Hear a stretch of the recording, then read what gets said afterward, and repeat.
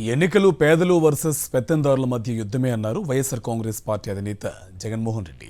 ఆయన అన్నట్లుగానే TDP, Janasena, BJP కూటమి పెత్తందారీ పోకర్లతో పేదలపై యుద్ధం చేస్తూ వచ్చింది. ఎన్నికల ప్రచారం జరుగుతున్న సమయంలోనే పేదలకు పింఛన్లు అందించడానికి వీల్లేకుండా వాలంటీర్లపై ఫిర్యాదు చేసి ఆంక్షలు విధించారు చంద్రబాబు నాయుడు అండ్ కో. అది చాలదన్నట్టు పోలింగ్కు ముందు మరికొన్ని సంక్షేమ పథకాలు అమలు కానీయకుండా అడ్డుపడ్డారు. తమపై ఇంతగా కక్షగట్టిన టీడీపీ కూటమిపై ప్రజలు ఆగ్రహంతోనే ఉన్నారు. ఏ ఎన్నికైనా సరే రాజకీయ పార్టీలు ఏం చేస్తాయి? తమను గెలిపిస్తే ఫలానా పనులు చేస్తామని భరోసా ఇస్తాయి. అది చేస్తాం, ఇది చేస్తామని హామీలు ఇస్తాయి. కానీ ఈ ఎన్నికల్లో కూటమి పార్టీలు మాత్రం తమను గెలిపిస్తే ఏం చేస్తామో చెప్పకుండా పాలకపక్షంపై విద్వేషం వెళ్లగక్కడానికే పరిమితం అయ్యాయి.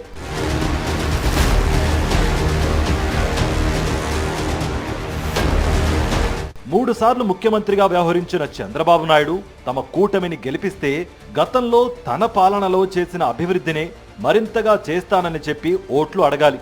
కానీ చంద్రబాబు నాయుడికి ఆ ధైర్యం లేకపోయింది.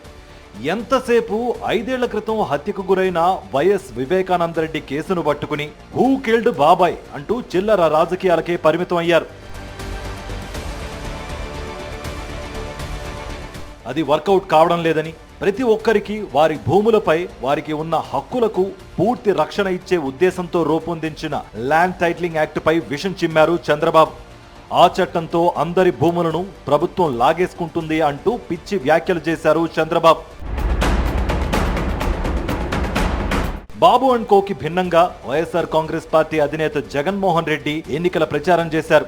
తనని గెలిపిస్తే 5 ఏళ్లుగా అమలు చేస్తున్న పథకాలన్నింటినీ యథావిధంగా కొనసాగిస్తానని భరోసా ఇచ్చారు.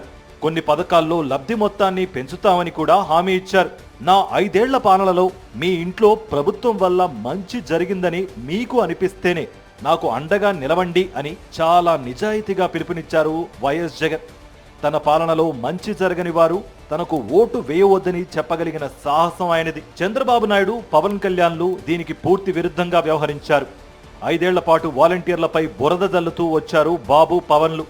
తాము అధికారంలోకి వస్తే వాలంటీర్ వ్యవస్థను తీసేస్తామని కూడా చాలా సార్లు అన్నారు. అయితే ప్రజల్లో వాలంటీర్ల పట్ల సానుకూలత ఉందని గమనించడంతోనే యూటర్న్ తీసుకున్నారు. తాము వాలంటీర్లకు వ్యతిరేకం కాదన్నారు. అలా అంటూనే చంద్రబాబు ఎన్నికల నగారా మోగిన తర్వాత వాలంటీర్లు ఇంటింటికి తిరిగి పింఛన్లు ఇవ్వకుండా అడ్డుకోవాలని ఈసీకి ఫిర్యాదు చేయించారు. మాజీ సీఈసీ నిమ్మగడ్డ రమేష్ ద్వారా న్యాయస్థానంలోనూ కేసులు వేయించారు. చివరకు వీరి ఫిర్యాదుతోనే ఈసీ వాలంటీర్లపై ఆంక్షలు విధించింది.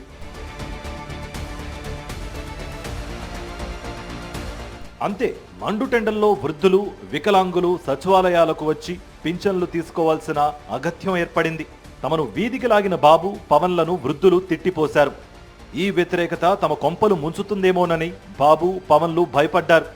అంతే, వాలంటీర్లను తాము ఆపలేదని, ప్రభుత్వమే పింఛన్లను ఇంటికి పంపాలని సన్నాయి నొక్కులు నొక్కారు బాబు అనుకో. ఓ పక్క వాలంటీర్ల అంశం తమని చావు దెబ్బ కొడుతుందేమోనని డ్రామాలు చేస్తూనే మరోవైపు పోలింగ్కు ముందు విద్యార్థులకు ఇవ్వాల్సిన ఫీజు రియంబర్స్మెంట్, ఈబీసీ నేస్తం, చేయూత, కాపు నేస్తం వంటి పథకాల లబ్ధిదారులకు చెల్లింపులు చేయనీయకుండా టీడీపీ అడ్డుకుంది. అధికారంలోకి రావాలని తహతహలాడుతున్న చంద్రబాబు, పవన్ కళ్యాణ్ల కూటమి ఎన్నికల ముందే పేదల సంక్షేమంపై ఇంత విద్వేషం వెళ్లగక్కడాన్ని గమనించిన పేదలు రగిలిపోయారు.